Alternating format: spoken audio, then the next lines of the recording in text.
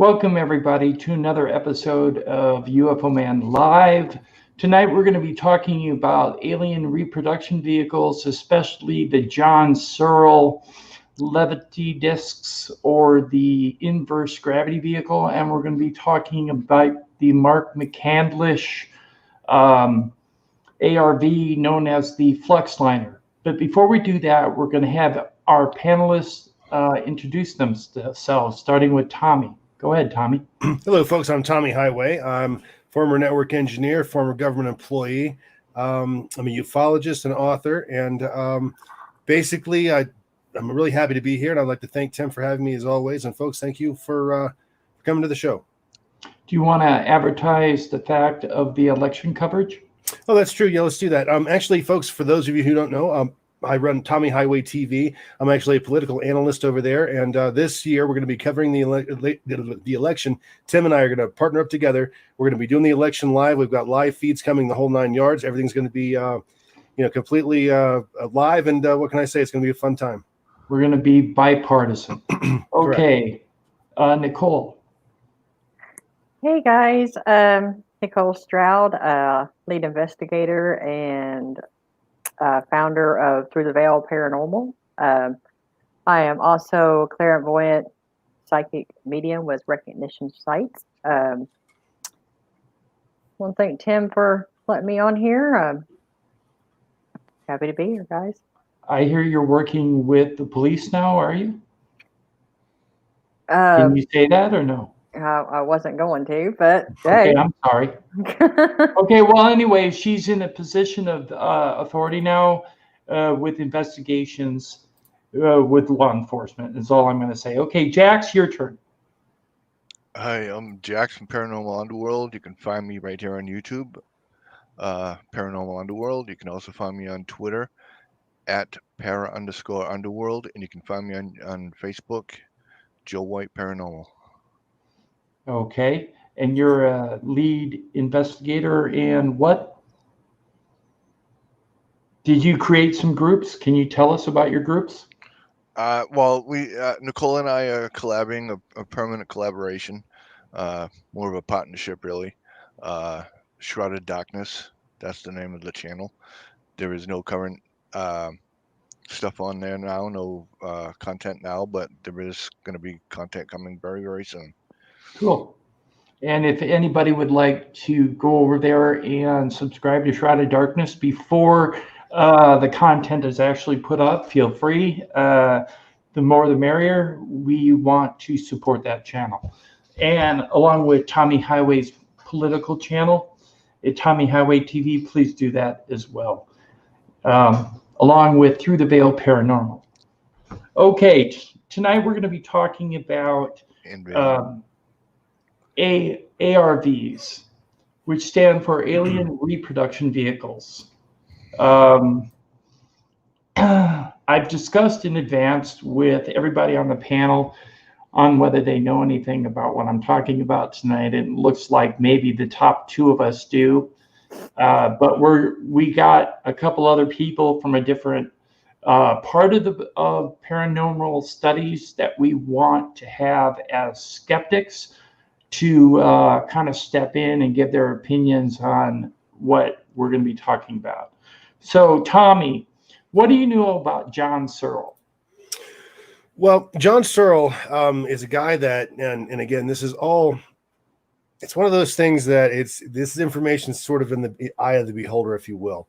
There's an awful lot of evidence that this actually happened. I believe it did. I believe this is real myself personally, but you're always going to have your skeptics. But essentially, what the gentleman did was he's invented a vehicle that is capable of all kinds of very unique flight characteristics, those kinds of things. And it's also self-powered. In other words, it's not drawing power from any kind of a reactor or anything like that. Tim, would you like me to go ahead and... Yeah, go ahead and read it. Sure. Sure. Okay, folks. All right. This is I'm sorry. Professor John Searle is the only man in history to have built and flown an anti-gravity device called a levity disc, now referred to as the inverse gravity vehicle. This was recorded by the BBC News and newspapers. And yeah, this was a real thing. Like I say, this kind of like came and went, and nobody flipped out about it. Nobody, got excited. I was really surprised by that when this happened. The BBC ran a weekly piece on the Professor Searle's work in progress for almost a year. These television broadcasts showed the inverse gravity vehicle in flight and gave updates on the work being done to build a large craft. The power source for this amazing disc can also be used to generate electricity with no apparent input from outside. So it's like 0-point energy, essentially. Because of the obvious economical repercussions to the big oil industries, this marvelous invention was squelched, because it's like anything else. Anything new that comes out that could threaten, big oil or big power or whatever, they're going to try to kill it. Anyway, the Searle Effects Generator, or SEG, is a magnetic prime mover that operates with no friction. When used in the inverse gravity vehicle, the SEG generates a gravitational field around the craft, which can be directed or manned in flight, or directed for manned flight. In essence, the SEG is the generator which harnesses magnetic forces all around us and utilizes a rare earth mineral called neodymium. Neodymium. Thank you. Neodymium. Very good. Okay, to produce an infinite supply of pollution-free energy, which again would obviously threaten, the oil cartels and whatnot. Its construction is circular, consisting of a magnetic rollers rotating around a series of rings. It requires no power input to start, and its parts experience no wear or tear. So in other words, no friction, no heat, that sort of thing. Right. Now, during the 1960s and 70s, John Searle was demonstrating his fully functional flying disc to huge crowds in England and for the world's media. People commonly mistook the inverse gravity vehicle for UFOs around the skies of the Warminster in Somerset. Curiously enough, none of the BBC's footage of the inverse gravity vehicle in flight has survived. It was said that footages were confiscated along with all of his plans and schematics by both the British and U.S. governments to keep them from public knowledge and use. And use. Underline that twice, At the height of the development, plans were in place to create a manned craft that could travel to the moon in an hour and to Mars in 2 months. Wow. Yep, in 2 months. That's incredible. John said that he was in contact with John F. Kennedy, of all people, who wanted Edwards Air Force Base to fund the development of the SEG generator. So, it went as far as to have Kennedy involved at this point. Think about that. But just to give you a little bit of background on John Searle himself. John Searle was born in 1932 in England and spent his childhood in various care homes and institutions, including Dr. Barnadaro's homes. Okay, I'm assuming that means he was an orphan. In 1946, whilst in the employ of the British Electrical Repairs Company in London, he created his first Searle Effect Generator, the first SEG. This is 1930-ish. Think about that. This is pre-Second World War, for God's sakes, we're talking about here, folks. Right. Technology is just not even non-existent. Anyway, so he realized that he had anti-gravitational properties when he levitated it by itself through the ceiling of his landlady's house. And there are actually photos that I've seen of this supposed hole in this woman's house. Right. So this is like, again, this knowledge has been around for a while. He wanted to create and demonstrate as many as 40 large flying discs based on SEG technology. By the 1980s, he had suffered a series of calamities, including arrest for allegedly stealing electricity and a divorce, and he was financially ruined. So the guy was toast at this point. Research is now continuing in the USA to recreate and manufacture the SEG under the direction of John Searle and Fernando Morris. So in other words, basically, as usual, the United States government grabbed this guy's intel, they grabbed this guy's information, all that, ruined him, okay, and just so they could actually use this for purposes, for our own good, basically. For their own craft, yeah. Correct. That's what's happened here, okay? And like I say, this John Searle guy. I know that a lot of folks out there that are watching the program tonight have never heard of him, but he's been around. This has been around for a while. It's a big deal. It's one of the biggest deals that was swept under the rugs that we have so far. The generator was around since the 30s, but the actual levity discs weren't operational until 1942. The original disc that he built was 31 feet across with a 12-foot crew compartment. But the problem is that the disc was so narrow. In fact, I'll show you. The disc was so narrow that here. let's see here. This one's probably the best picture. You could see the top of it here in the center. It doesn't come up very tall. He said he had to lay down inside to operate the craft. Okay, this is 31 feet across. Now, where these points are extending on the outside of the ring, the outside ring, is where the generator coil went. The one that I was showing here. Okay, he put a larger version of this into this. Okay, and it generated power for the crew compartment, for all the electronics that ran it, for the legs that kept it upright, and for the flight capabilities. What happened is it created an electrogravitic field, anti-gravitic field outside the vehicle. And he had these panels underneath. On the outside of this ring, it looks like little struts. These are open areas, and on the bottom you can see it's open. He can adjust these panels to adjust airflow, positive and negative airflow, and keep this craft steady in midair. He said that he, at one time, had a vehicle that, I think it was this one, the demo one, that he held in place in an 80-mile-an-hour gale force wind for 1 hour in front of the BBC news cameras because they didn't believe that he could hold something still with his technology. The information in regards to this animation of the Searle effects generator, each one of the pink objects is a magnet, okay? And it is being spun. As it spins, it gets faster.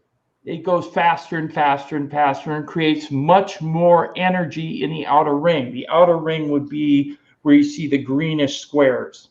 That is the generator ring. It collects the energy and converts it to electrical energy. Okay? That electrical energy also, along with the inner rings, creates an anti-gravitational field. So when he put it in his disc, it had a tendency to levitate the disc, cancel mass, and allowed it to have a field propulsion system. So this craft, now, he did a test of the demo one in front of BBC cameras. Okay? They supposedly bought these expensive German cameras. This was in 1943. They bought these expensive German cameras, put them up on cranes because they thought that they would just see the disc go up and maybe fall down. They were going to capture it with these German cameras. And John Searle said, okay, we'll see. So he turned around and used his equipment to get the craft, the generator, started. There are no batteries in it. It's all done through perpetual motion and magnetics. And it got faster and faster and faster, and then he let it go, kind of like an RC-controlled aircraft of today. He just let it go. And it rose up to 100 feet, and then the cameraman said, we're ready. And John Searle said, okay. And they were going to travel a distance of 100 miles from Warminster, England to Cornwall. Okay, and back. Okay, so they let it go. Cameras didn't catch it on film. It was too fast. In fact, it was compressing air so much that it made it rain over the areas it passed over. It took 3 minutes to go to Cornwall and back, 200 miles. And that was on medium speed for the demo one with his Searle effects generator. Now, he said that he would not release this to the market unless it was used for the public good. But they ruined him because they couldn't put a meter on it. They couldn't put a meter on it. It was free energy. Yep. Okay. And what was interesting about the Searle effects generator is that it generated a field that was able to reduce pollution, keep dust particles on the floor and not in the air, and heal people of certain things.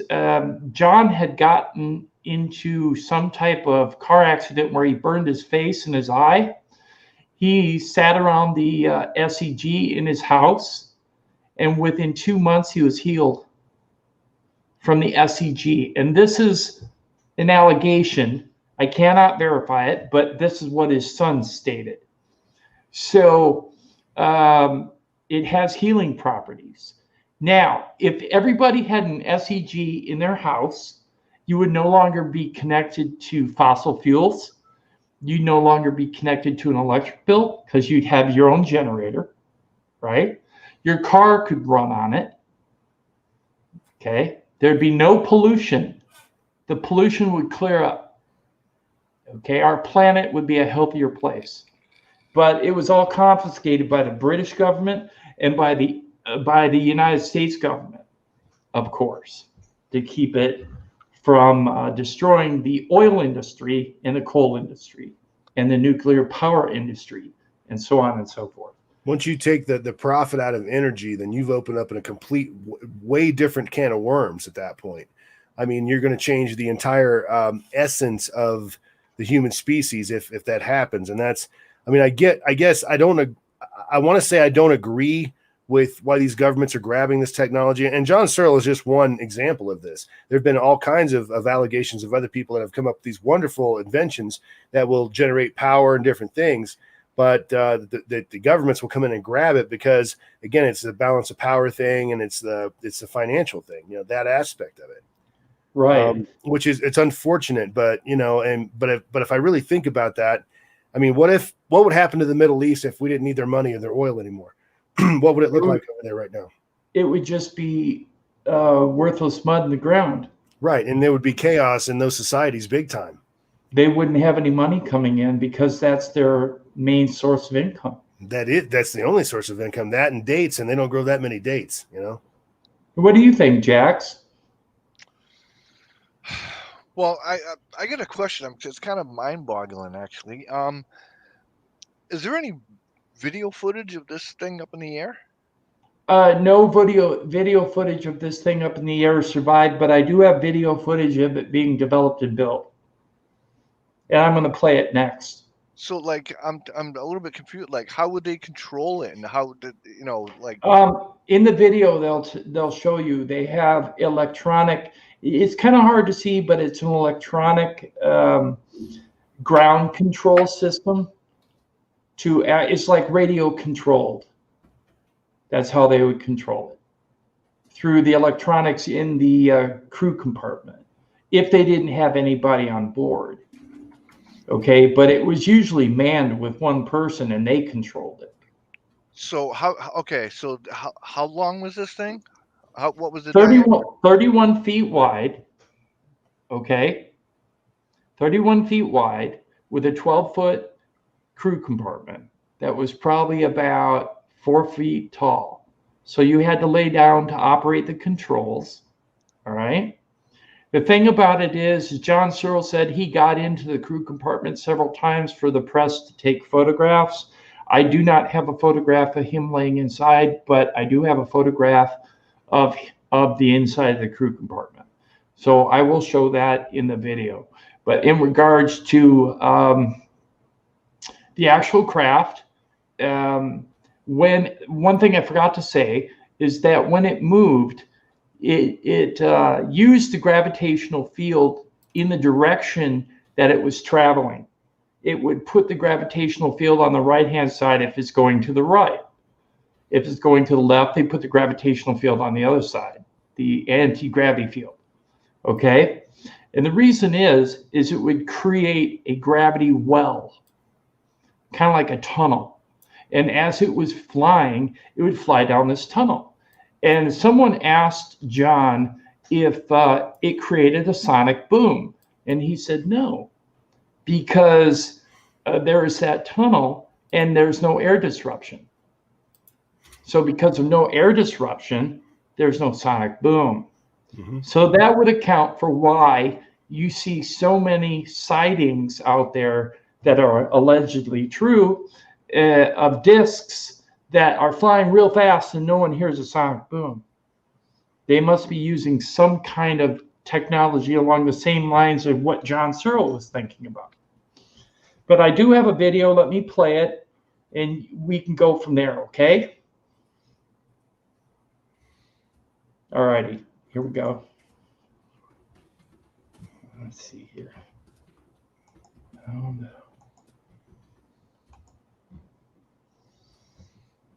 All right. Here is the demo one in construction.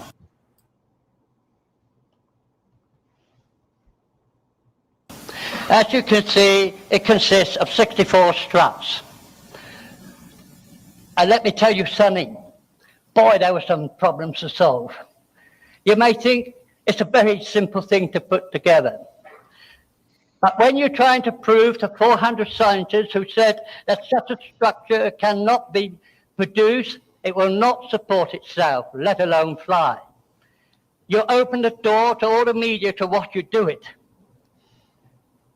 And then you say you have to solve this problem because we're going to use the weakest material we can get. Because if the weakest material can do what you say, then the stuff you select to do the job is indestructible. The scientists watch and they laugh. The television kept coming and recording every step of the work. The media was at their heyday. But slowly, the scientists disappeared. They realized they had made a terrible mistake. You see, they said that the structure is a split beam system, and it's too weak for the job we want to do. They were wrong. And by the time the craft was built, there wasn't another scientist present. And they never again wrote or said anything to me about what can't be done or can be done. Again, here's another view taken by the press of the demo one, so you can see how it is constructed.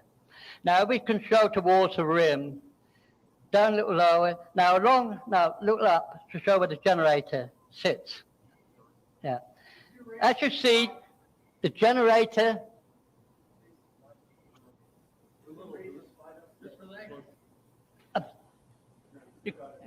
I'm sorry. I'll take the mic. Yeah. Sorry, I get carried away, and I don't realize people are not seeing. You can see, all right? Yes.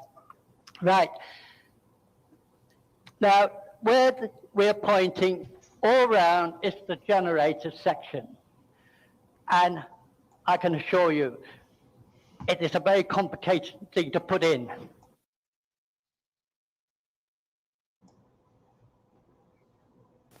Until you come to do it, you realize that this is something very typical. It takes about 8 people to pull each section in.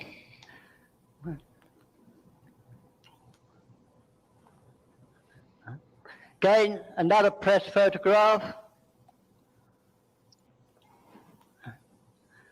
Here's another view. Oh, by the way, I'd like to say, one of the television crew said, we'll get up in a tree so we can film down because it's so beautiful.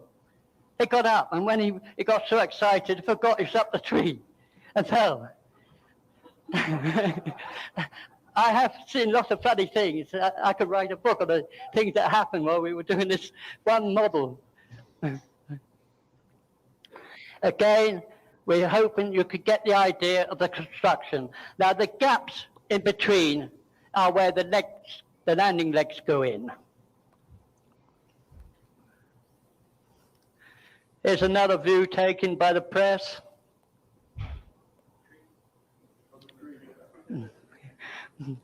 That wasn't the shot they took that it actually fell out.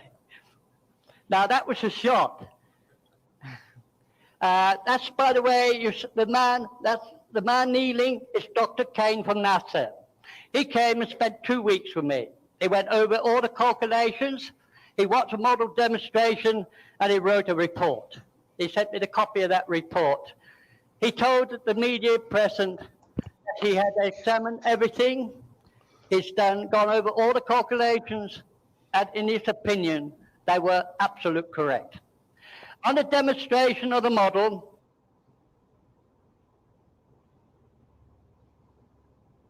he told the media that model could reach the moon in less than 9 hours. Now you compare that to NASA's effort. The Japanese scientists also wrote the book, and they also calculated out the effort of that model. They also said it would take under just 9 hours to reach the moon, and to ask the readers to compare that against the NASA's effort. This Dr. Kane ended his letter to all officials of NASA with the following statement. He said, if we do not marry Seoul's technology, when Seoul comes out on the world market, he will lead the world, and there's nothing they can do because they have no knowledge how to do it. Again, another shot taken from a tree, this time by another person.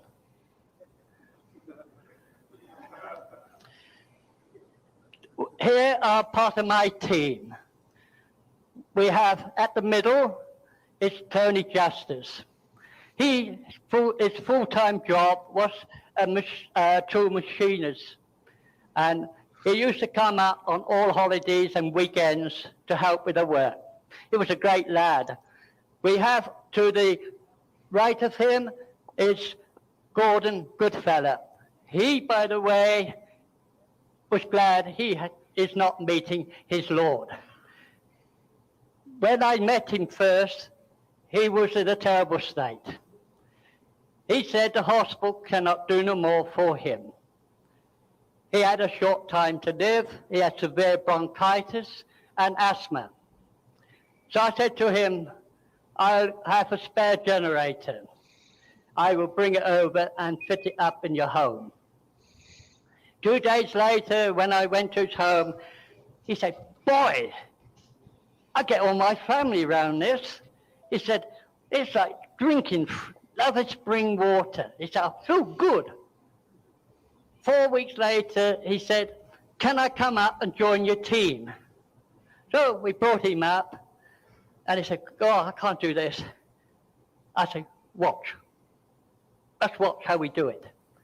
The following weekend, he was in the team, working just as hard as the rest.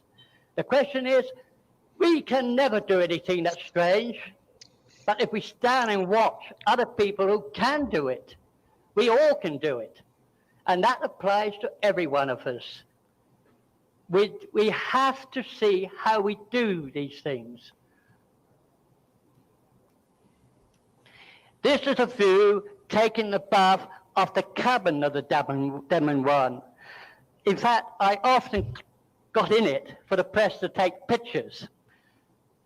You can, there's plenty of room to lie in it. It was 21 feet in diameter, and it weighed 12 tons on completion.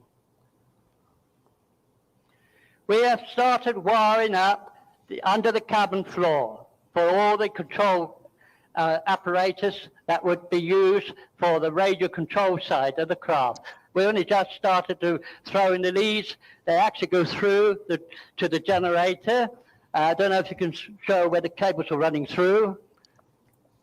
And we just had to string them up because we had the media present, and they take all day filming. Again, we have the color shot taken by another freelance photographer. Again, showed you how the structure of the body is done. Again, another view, the shell has gone on. Now, we had a problem here. If television was going to show this craft, the last thing we want anybody to say, you've got batteries in it. Now, we actually had a scientist who said to Louis Giro, when he demonstrated again, look to see where the battery is. Now, do anyone know what battery is available that can lift a 12-ton lump of material? If you do, please tell me where I'll get it. And of course, I like to point out in a video which we have released for 4R1, we are on daytime live, and the scientist is demonstrating. He winds up his little flywheel effort, and he released it. And he said that, I believe that John Searle whipped this up, and got up a high speed, that it lifted up, and then fell over in the ditch next door. So I asked Louis to write to him and tell him, we invite you to come and twist this up and let it go. We never had any reply. On the television program, at the end, if you get the video, the interview was very funny. He was rubbing that scientist quite hard. And then he said, you people never believe anything unless you see it. So he said, if John comes and he hovers a 3-foot thing in front of me, I would then believe it and have it part of the action. So we have informed him. We'd like to do this for him, but there's a bug. We have to have it outside. It'll have to be on a very long lead.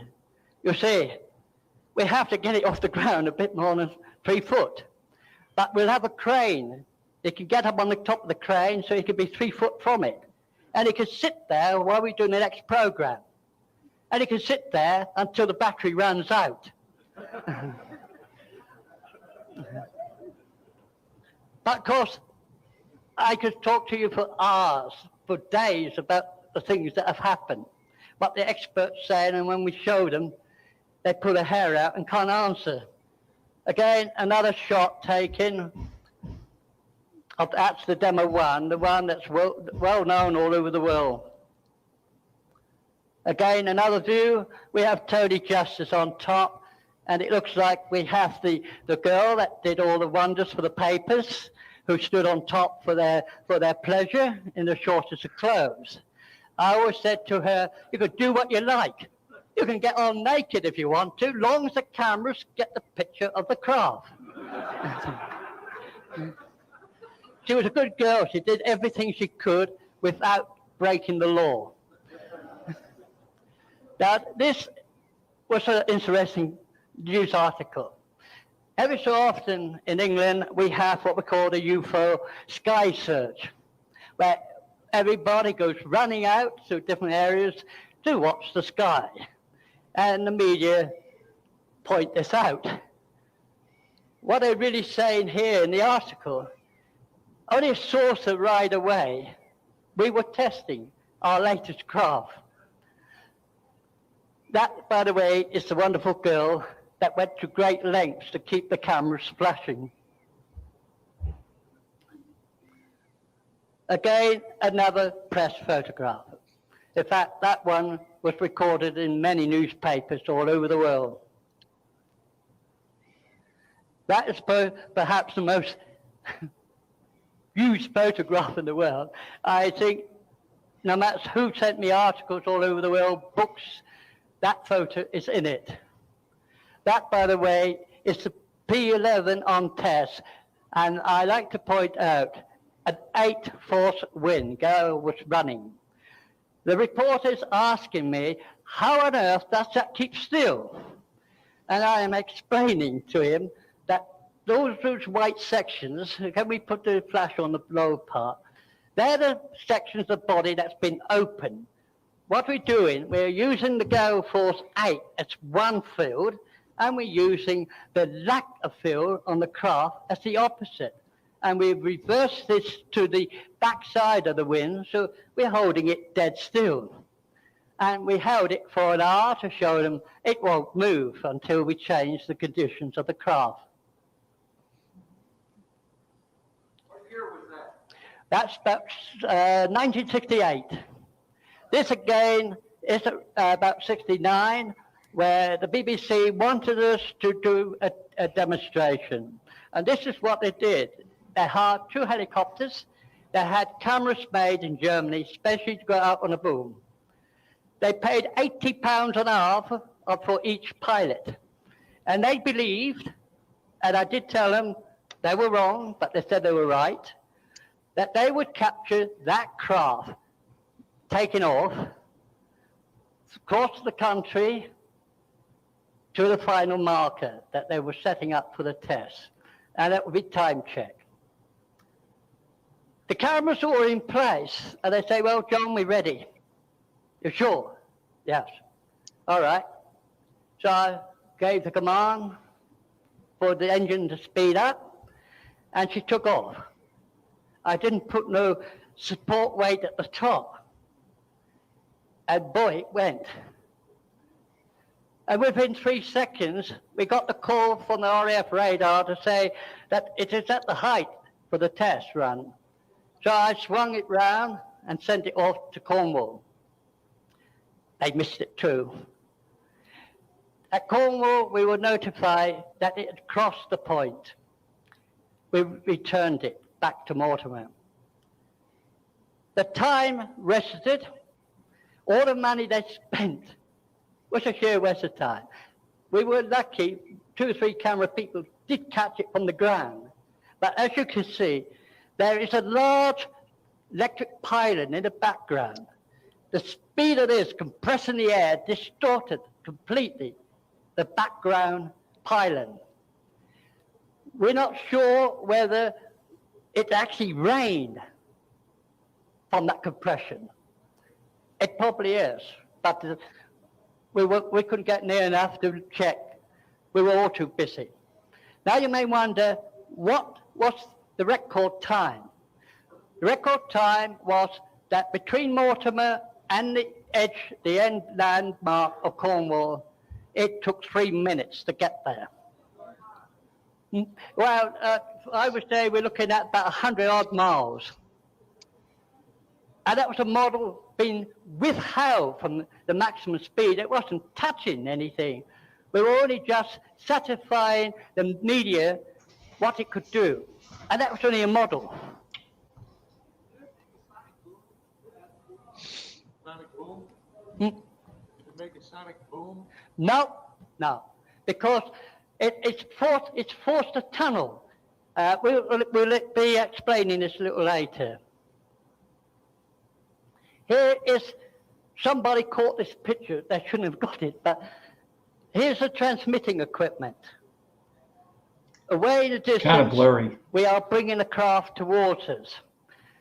Now, I think many of you would be very interested in what you see in a disc shape.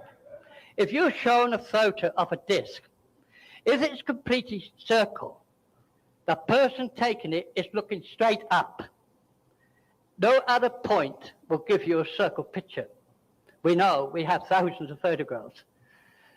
If they say that they were standing so far away, then that picture is a fake. If you see an elliptical shape picture, and they say they were underneath it, that's a fake. For elliptical shape, you have to be some distance away, and you're taking it at an angle. If you see a diamond shape, then that particular shape is coming right sort of diagonally towards you. And it's the way the centered diamond look tells you which diagonal route it was taken to the person taking the picture. If you see it's a long strip, then it is shooting past you. It is going parallel to you. Simple little pictures tell me a lot because we have put crafts to the test to find out how they look in a photograph. Now, this particular picture is taken from another craft. we have taken up because a lot of the people at the show wanted to know what it looks like from above. So we're taking the craft up and taking a shot. We also have taken the craft down and taken a shot from underneath. Is that on the next shot? Now, underneath is completely black. Now, that's because of the way they've taken it. There are points where you take it, where you can see the mirror image of the ground condition, whether it's trees, or whether it's big lumps of ground, it will color it. It acts like a mirror. When you see it's with nothing mirrored on it, it means that the person was standing at such an angle that you can't see the mirror image being projected by the bottom of the craft. Here's another view taken by the second craft from the top, because we took 2 or 3 at different points, so that people can say it still remains that particular condition. And the best, we took them in the evening, so you can see it. That's another shot taken from underneath. Again, the person taking it is obviously at a diagonal to it, so you cannot see the mirror image on it. This is Schiphol, the airport I did my international flying in when I took passengers to add weight to the aircraft. And as you see, we are projecting the 21st century. Schiphol is actually developing a new section to the airport. And I think you will realize that the 21st century is going to look quite different to what we know. To what we know. I got cut off there. Anyways, that's the development of the Demo 1.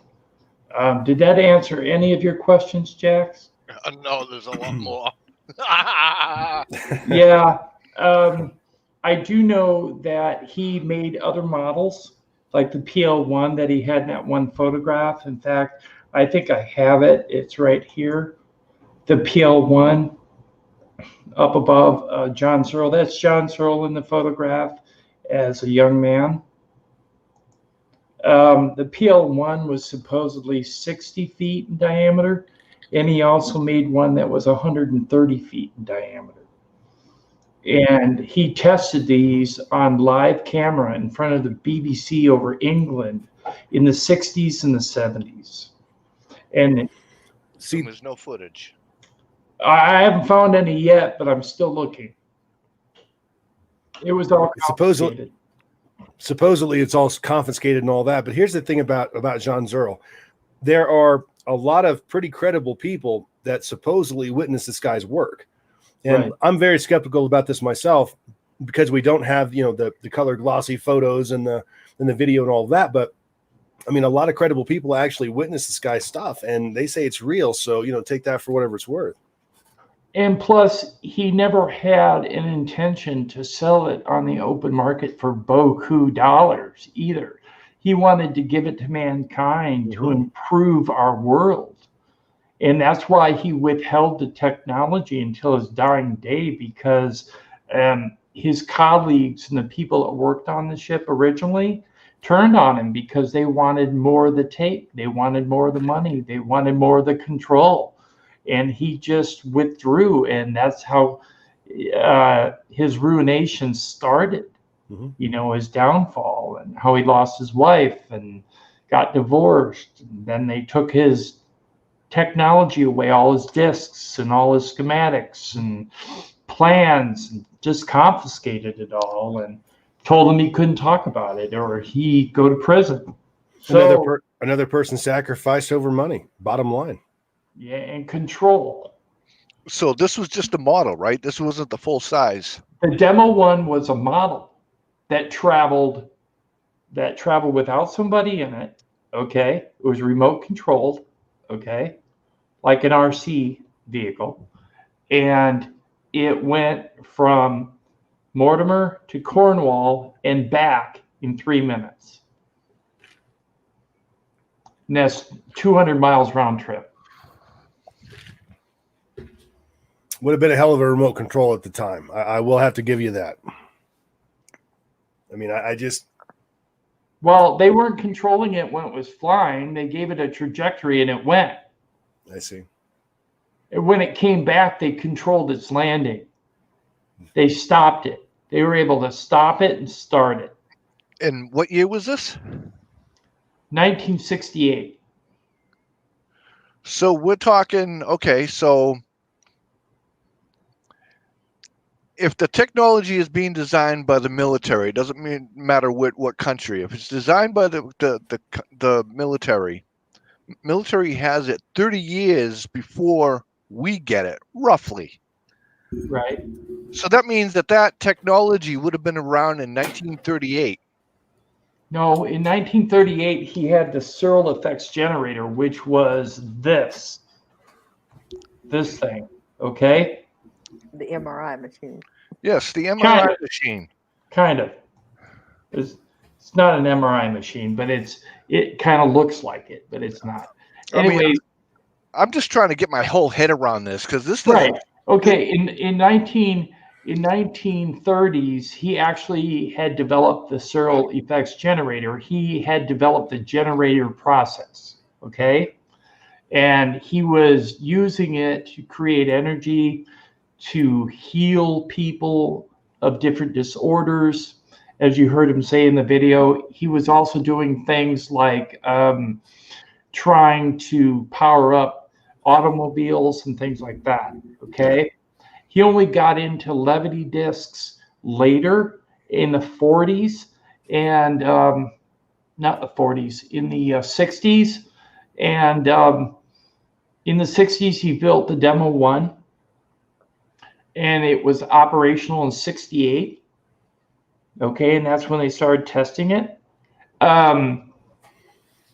So the levity discs of different sizes that John Searle created weren't around before 1968. But the second disc that we're talking about this evening, the flux liner, the ARV flux liner, has been around since 1942. The year of Operation Paperclip, the end of World War II, it's been around since then. It is referred to as an alien reproduction vehicle in the essence of the term, meaning that most likely somehow there was some type of alien connection to the technology. I do know that there were Germans involved in the creation of the ARV.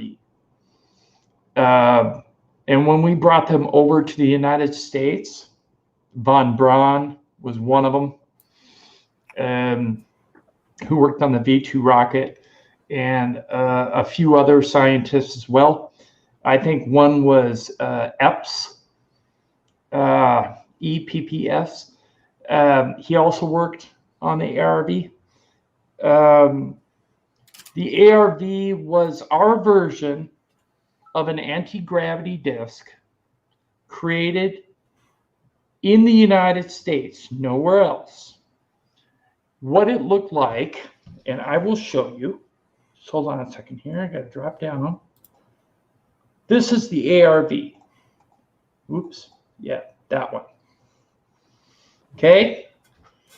It looked like a cone with the top chopped off, and then a ball in the middle sitting in the cone. Okay. Up top are 4 ejection seats back to back with a pan for the people to put their feet in. So it's suspended above a spinning wheel that's above a spinning cylinder in the center.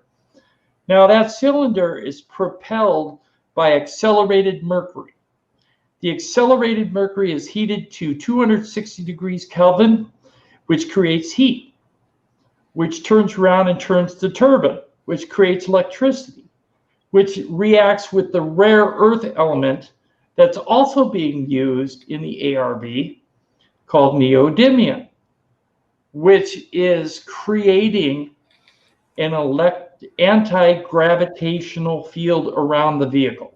Now, The vehicle was coated in a goopy kind of lead paint.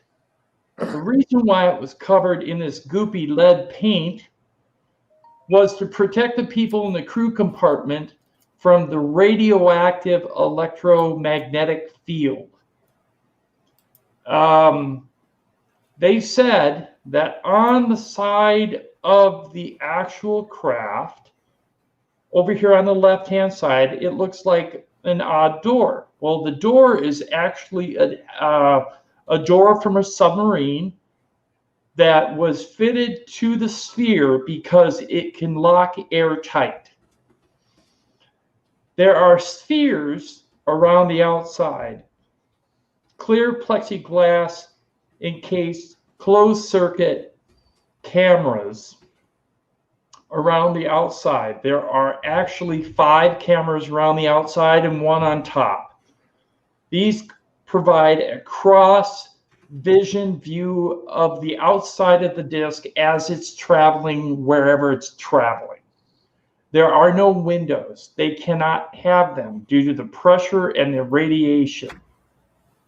Okay? These green oxygen tanks that are down below are made of a composite material because the plates that are underneath it get extremely hot from the generated electricity that is flowing through them. So they didn't want the oxygen tanks to explode. So they are made of a composite material. Plastic, no, some type of carbon fiber.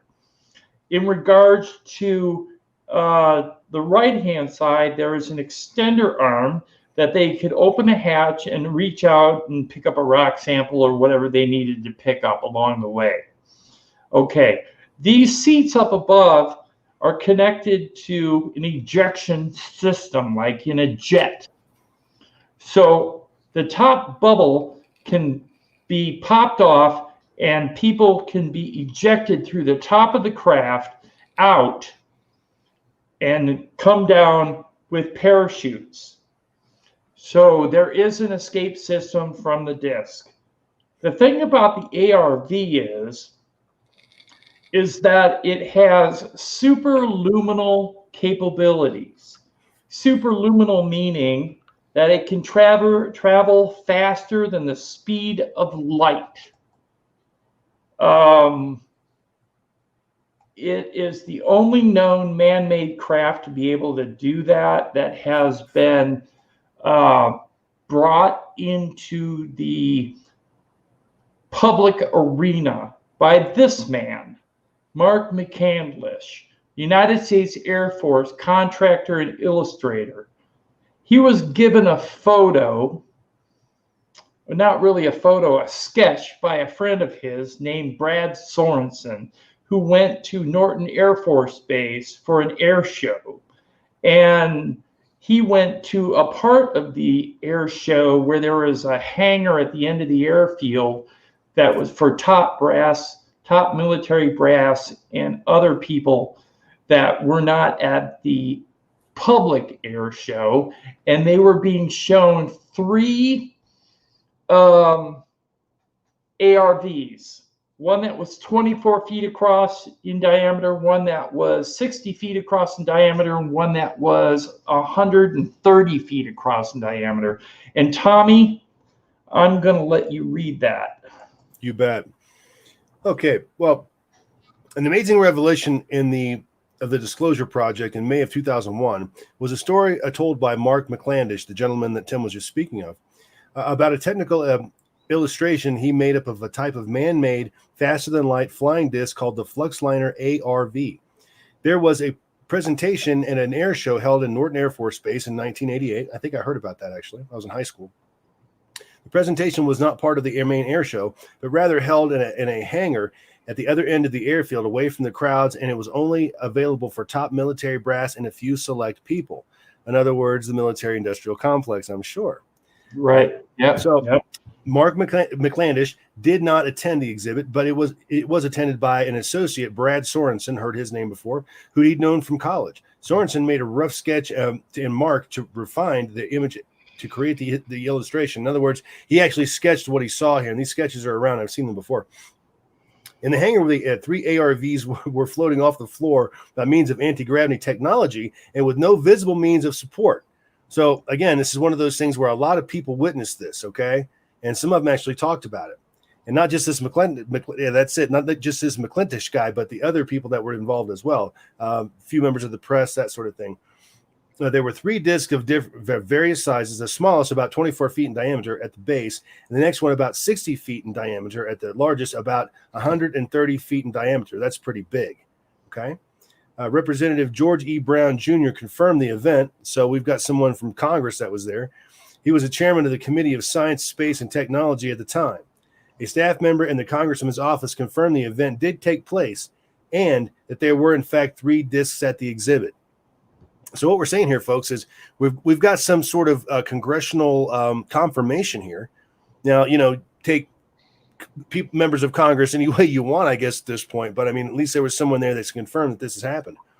Now, the smallest disc had some panels removed to be able to see some of the inner parts of the craft. For example, the craft had a goofy lead goofy lead paint on everything. Also, the craft off-the-shelf components such as closed-circuit cameras with clear covers placed around the outside and on the top of the vehicle. Sorensen also noted that the entry hatch was a submarine door of all things. So we were using what we had available to create this is what's going on, right? Okay. The crew compartment of the 20-foot craft was 12 feet in diameter and was equipped with seating for 4 occupants, mounted back-to-back around a central column. It was stated that the flux liner accessed zero-point energy, which caused mass cancellation of the structure and the craft, and it was capable of faster-than-light speed. I mean, Wow. faster-than-light speed. I mean, if you go to the theory of relativity, you go to Einstein on this or whatever. Is it possible? Is it not possible?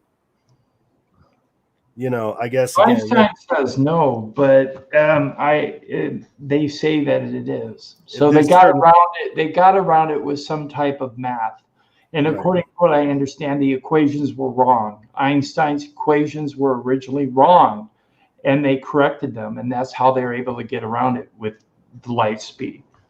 I mean, I've got to believe that there's a way to beat that threshold. I mean, at some point, you have to understand, we thought that the breaking the sound barrier was absolutely impossible. And on paper, it was.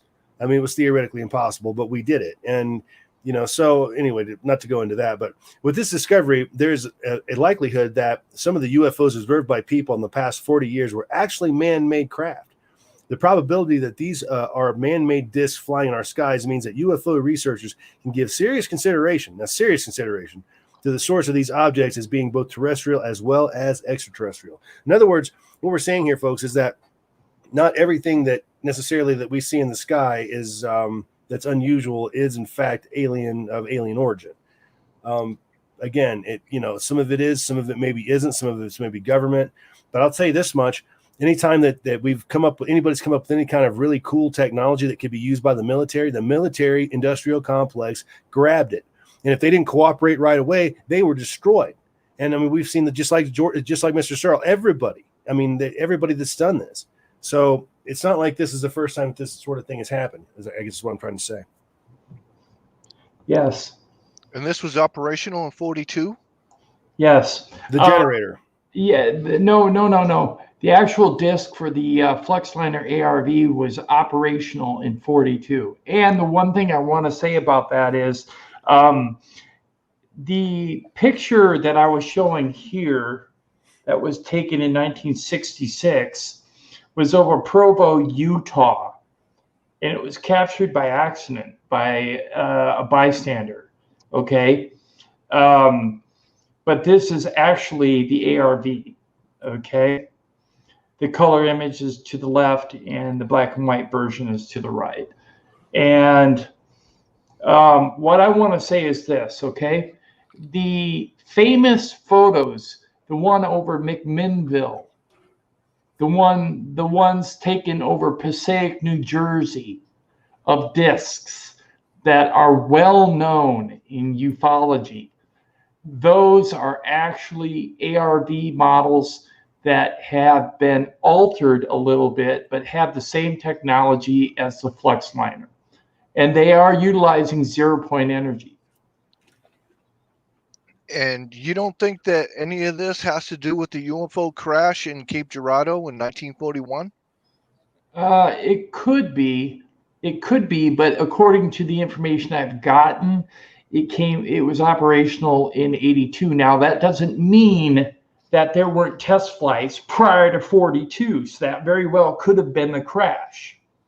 And you can also bet that any scrap of material, any little itsy bitsy piece of material that came from another world that's been discovered by our government, they're utilizing the crap out of it. And again, the first thing they do with it, they don't take it to the universities for medical research or whatever. The first thing that they do with it, they take it to the military industrial complex and say, hey, how can you turn this into a weapon? How can we use this to our advantage? We're just geared like that. I mean, and it's unfortunate, but it is what it is. Yeah, we're in an innate aggressive race. We are. If we could rise above that and be like John Searle and try to release the information to the public, not to the military industrial complex, and try to improve our world, that'd be a better asset, I think. I agree. Just my opinion. There's a lot of people that should have let them do what they wanted to do. It would be a better world, but unfortunately, Nikola Tesla. Exactly. That's Yep. what I was thinking about. Nikola Tesla, his stuff was right away when he proved that the stuff could work. All his stuff was taken, wasn't it? Or was it after he died?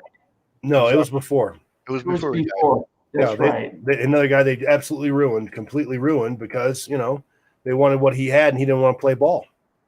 It's kind of like the man who invented the car that could run on water. Yeah. They squelched him too. Mm-hmm. Yeah. John Searle wasn't able to release his stuff, but there are people out there right now. If anybody's interested in the Searle effects generator, just Google SEG or Searle effects generator, and you will come up with loads of video footage in regards to current research into the generator and how to apply it. It is definitely being studied, and there are several groups trying to recreate the levity discs and bring it to the public. The idea that John Searle was in connection with John F. Kennedy, I almost wonder if that wasn't some of the information that Kennedy wasn't supposed to have known. And take it a step further, was that the reason why he was killed? Yeah, I'm wondering that too, because see, the thing is Kennedy was going to finance the production of the Searle effects generator and the actual levity discs at Edwards Air Force Base. If that is the case, and the powers that be that are in control of the controlled knowledge found out, then I can see why they tried to stop him, because they would have no control over the energy anymore. They would lose trillions of dollars. What's more valuable than gold to our species? Control. Energy. And control. But without energy, you don't really have gold. You can't process it and all that. So when you really break it down, yeah, sure, control. But I mean, energy is like, that's what we use for everything at that point. Right. And if all of a sudden it becomes free, or unbelievably cheap or absolutely free, then again, you've got all of the cultures that depend on energy for their finances, like the Arab nations, those kinds of things. All of a sudden they have a product that's worth absolutely nothing. And all of their control that they have over their people and their society and everything else vanishes in an instant, because all of a sudden they become broke. Their money is basically worthless. See, that's the thing. We need to become a society where we don't rely on money. Because think about it, if things were accessible without money, okay, and we pursued things of the mind rather than things of the money. Money is the root of all evil, right? Yeah. Well, it really is in this case, because it ruined two men that could have helped the world. Mm-hmm. right? Yep. Could have brought new things to the world that would have made Jax's life at Paranormal Underworld a whole lot easier. Mine and Tommy's and Fundamentally, fundamentally watching. change our species completely. Fundamentally. Fundamentally change the world. Yeah. If we would rise up above money and get rid of money, no credit, no money, no nothing, and you were allowed access to what you needed. Yeah, but there's a lot of stuff that's been taken away from us that we should have already had. Oh, sure. Good Lord. Sure. I mean, you got the electric cars back in the early 90s. What did they produce? 10,000 of them, leased them all out. Yep, and they're gone. And they were going to stop mass producing them so everyone could have one. And then the government stepped in and Took them away. took them all away. There's one left, crushed all the other ones. Why? Yep. Is it because they knew that the gas prices were going to go up and we were going to have to pay triple the price, quadruple the price? I think it's because they knew the value of gas would go down because you wouldn't have reliance on petroleum anymore. Well, look what happened during the pandemic with that. When all of a sudden we stopped driving, you see what happened to the oil prices. They went down to pre-1980 prices per barrel. I mean, oil. I mean, Gallon. I mean, yeah. Exactly. I mean, once demand crashed, I mean, hell, the prices did too. Yeah, that's the thing. We are a fossil fuel-based economy. Yep. And without that economy, the powers that be think that without that economy, we will not be able to progress, which is a lie. It's a lie that's perpetrated by the media and by the powers that be, because if you're allowed access, free access to what you really need and require to live, okay, and you have the ability to access energy to power your home and your car, wouldn't that make a big difference? Well, they would lose so much control over the population because the energy, you're right, to your point. I mean, energy is most definitely a form of control. I don't think there's any question about that, but that's why they won't do that. That's why, again, and I can see this happening too. Guys like Tesla and guys like and Mr. Searle and those folks, and even there's so many others. They go to them, they say, okay, well, you've got this invention that could fundamentally and radically alter the human population at this point. You could render a lot of our control absolutely and negate it basically completely. Now, you either play ball with us at this point, or we're going to go ahead and screw you into the ground. And that's exactly what happens to people that don't play ball. Right. Like Elon Musk, for instance. I'm sure they went to him and said, hey, we'll put your satellites in space as long as you play ball with us. Right. Yeah. And he was smart to play ball. I know, for an instance, at the first point when he was putting up Starlink, he only had approval for like 44, I think it was, for like 12,000 satellites. And I think he wants to put up 44,000 satellites. Mm-hmm. And I think he finally got approval for that, which I think is going to really be a detriment to our sky. Absolutely. They say we're not going to be able to tell the difference between stars and Starlink anymore. Well, they say that okay, well, the people in the Yanomama people of the South America can now have internet whenever they want it. Okay, but do they have laptops? Do they have electricity? I mean, do they really need it? It just seems a little ridiculous. You need internet in populated areas, but areas like the Sahara Desert and all that, do you really need internet there? I mean, right. I understand it's convenience, but come on. Occam's razor said the man that backed Tesla backed out because he realized he was shooting himself in the foot with his oil wells. I believe that.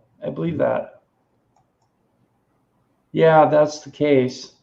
Okay, well, I have to highlight Mr. D.B. Cooper. Thank you, Mr. D.B. Cooper, for the $5. Very awesome. He's saying hi to Jax and to Tommy. Howdy. Good to see you, Alex. Thanks for coming. Thanks. What's up, Coop? Hey, Rene. Good to see you, too. Let's see here. Raso 11. Hi, Tim. It's a bit early for me here. It's 3 a.m. in the morning, so this is my first time watching your channel live. Thanks, man. You're welcome. This is Paranormal Underworld beneath me and Tommy Highway to my right. Must be in the UK. Okay. Okay, well, we've pretty much covered John Searle and the flux liner. Do you have any questions, Jax, on the flux liner? I'm just. Come on. I'm still trying to get my head around it. The flux liner was interesting because it came in several sizes. Okay. Now, what's interesting is the actual craft itself was not the bottom part, the cone. It was the ball. The ball had the controls and the electronics and the crew. Okay. But it was propelled by the base, which was the actual craft, which was this. The base is what propelled it, but the ball in the center is what is the actual ship. Now, what's interesting, with 4 people in there, now they're facing different directions. Each one of them has this weird, curled handle on the left side that has a ball with a cup underneath it. Now, they use the cup to steer the ship. And each one of the pilots has that ball and cup control. It's hard to see, but it is there. Let's see if I can see it in this one. Yeah, you can kind of see there's like a loop and a ball on the right by the seat. It's real small, but it's there. Yep. That actually is the control for how the craft moves, left, right, up, down, sideways, whatever. Then on the other side, they have a rheostat power lever. So, you pull back, you have less power, you push forward, you have more power. So that would be how fast you're going, and so on and so forth. But the fact that this was able to exceed light speed was phenomenal in its day, considering it could do it back in 1942. So if it could do it in 1942, how far have we progressed by 2020? Makes me wonder. So a lot of those flying saucers that people are seeing that look metallic, that look like they have nuts and bolts or seams, could very well be ours. Now, I do know that there is an underground base in California. I can't remember the name of it offhand, but it does have, hold on a second here. You talking about Area 52? No, not Area 52. It does, it's a regular base name, and I can't recall what it's called, but it does have 2 contingencies or units of actual flying discs that are dispatched when people have mass sightings, or when people have a sighting of an extraterrestrial vehicle, an actual one. They'll dispatch, allegedly will dispatch one of the ARVs to take your attention away from the actual alien vehicle, so that they can try and either shoot it down or recover it while you're watching their fake ARV. Now, there's a saying that there might be a false flag alien attack in the future. Don't know about that. I've heard the theory, but I do know that if they were to do it, they have the capability. They have the capability because they have the discs. They must have something greater than what we saw with John Searle and what we saw with the ARV. Because the only picture existing of the ARV that's legitimate is the one from over Provo, Utah in 1966. No one else has ever photographed it. And those were the 2 pictures that Mark McCandless is showing in this picture. You can see him. He's holding him up. That's the ARV, which is illustrated top left. So all I can say to you, these are the only known pictures of the Fluxliner ARV in flight. I know it makes it difficult to understand as a reality, but that's what we have. Now that actually looks very similar to the UFO that was in the original version of The Day the Earth Stood Still. Almost. And you know what else? You know what else, Jax? That UFO was based on something else. It was based on ancient Vimana schematics. Because Vimanas, some of them were in the shape of a cone, and that's what that was based on. The Vimana texts, which is incredible, actually. So that's very interesting. But anybody else have anything to say on ARVs? Probably wouldn't mind mentioning the election night thing again. Okay, go ahead. Folks, once again, Tim and I are going to collaborate. Probably going to see if we can't drag Jax in there, some of our other friends. For election night, we're going to have the coverage over at Tommy Highway TV. We've got some live feeds, so we'll know all the results and everything in real time. Should be a great time. What we're trying to pull off here is an American experience, not a partisan one. So everybody's welcome. We're going to want to probably bring a lot of other people in, get their opinions, that sort of thing. And hopefully we'll have a great night. More than welcome on the panel so that we can get your viewpoint. That's right. And your honest commentary, because what we're going to do is even though he said it's not partisan, we are going to be bipartisan, meaning that we're going to look at it from every side of the aisle, okay? Either Republican, Democrat, Independent, Marijuana Party, whatever. We're going to look at it. The Marijuana Party, that's me. Yeah, Marijuana Party. Yeah, 420. No. Anyways, we are definitely going to look at it. And Jax, I hope you can attend. Okay. Tommy, can you send a message in the private messages to Jax about what he needs to do when I roll credits? Yes, I can. Okay. This was a very difficult subject to talk about this evening because it was very technical.